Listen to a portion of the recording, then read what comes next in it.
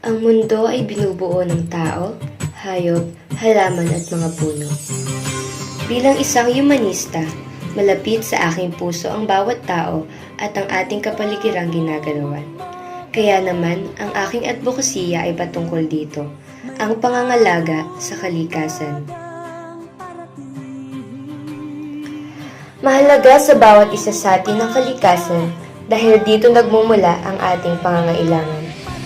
Sa makatuwid, bilang isang estudyante at tao, ito ay marapat nating pangalagaan, kalingain at mahalin para sa susunod na henerasyon.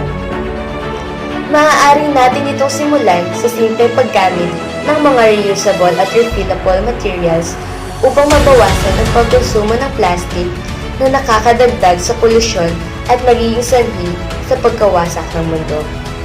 Dahil kung patuloy na lalala ang pagkasira nito, paano na kaya ang susunod na henerasyon?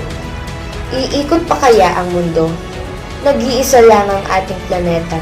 Kaya naman, kung ito'y mawawasak, makakasama tayo sa unti-unting pagkawala nito. Sabay-sabay nating baguhin ang nakagawian para sa ating kalikasan. Dahil sa tiwalang ibinigay ninyo sa akin, muli ako si Mary Catherine Ancolio, nakatayo sa inyong harapan upang maging boses ng ating inang kalikasan.